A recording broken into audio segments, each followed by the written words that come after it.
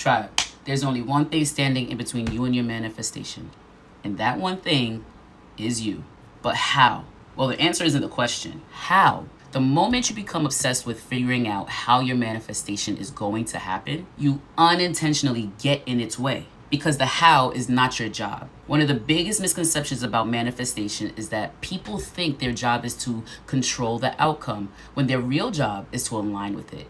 Your only job is to become the version of yourself that is actually ready to receive the manifestation itself. So if you've been feeling stuck in manifesting what you want, first of all, I offer one-on-one coaching on how to get out of your own way and actually become aligned with your desire so that it gets to you faster. Link in the description down below. Otherwise, here are 3 ways to get out of the way of your manifestation. Number 1 is going from labor to leverage. Most people approach manifestation the same way they approach work and relationships. More effort, more force, and more control. Manifestation isn't about doing everything yourself. It's about leveraging the resources beyond yourself. You can call it God, you can call it source, the universe, divine intelligence. Anyway, there are forces, opportunities, people, places, things, and circumstances all working behind the scenes that can accomplish in moments what might take you months, years on your own. When you believe everything depends on you, you actually limit what's possible. But when you allow yourself to be supported, you create the space for the possibilities that you couldn't have planned for. So now I want you to take a moment to think about the last time that you put in so much work and effort into something. Maybe it was a job or maybe it was a relationship, only to find that it was unsuccessful in the end. After all of those failed attempts though, just maybe, when you finally let go of the expectations, when you finally let go of the control, the force, and trying to figure out how it was going to work, that it actually started to work for you. Maybe it was exactly what you wanted, or maybe it was something greater than what you expected. In any case, we've all been through this. And when you finally let go of all of the force and control, you find that it naturally just comes to you the way that it always intended to. Number 2, I need you to live in the end of your manifestation. What do I mean by that? Well, your desires aren't responding to what you want. They're actually responding to who you are.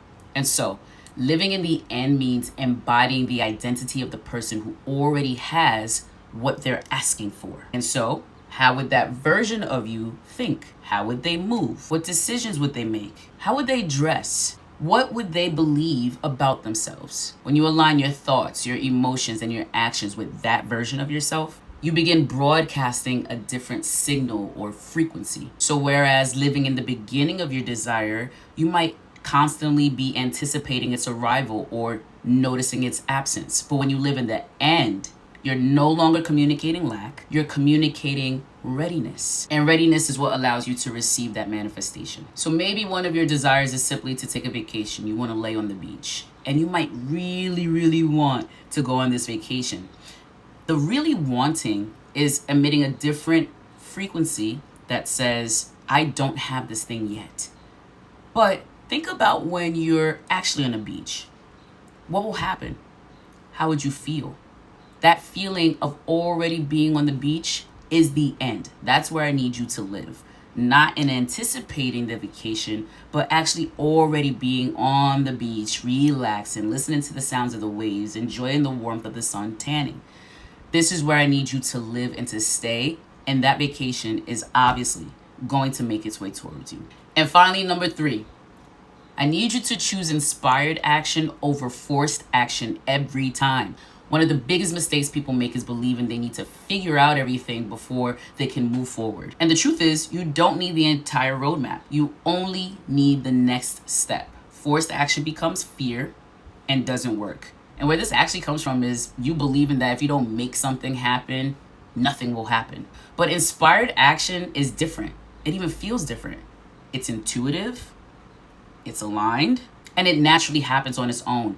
It's the conversations you feel called to have with people, the opportunity that you suddenly notice, the idea that won't leave you alone.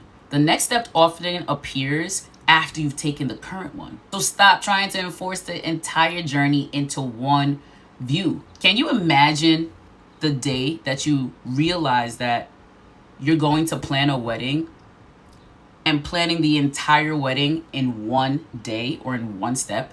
Think about it. The beginning of the planning of the wedding to the actual wedding day. There are so many steps in between that, and you're trying to figure out the whole thing, whereas all you need to really do is the next step, which might be to choose a date, to call a wedding planner, to research and start to think of some themes, not to call the baker, get fitted for your dress or tuxedo, or to start inviting guests. You're not doing all of these steps in one sitting or in one day.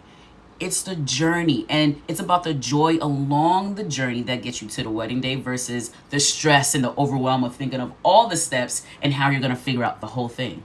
So I need you to remember that your job isn't to know and to do everything.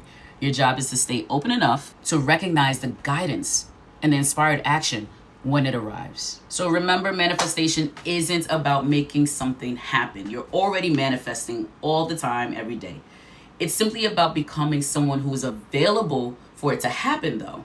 The less you obsess over the how, the more you create the space for the outcome. So get out of the way, y'all. What's meant for you cannot pass you by. It's already on its way to you. And so if you like more assistance with consistently staying in the identity of your manifestations, remember I do one-on-one coaching. The link is down in the description. Otherwise, I'll see you next time, babe.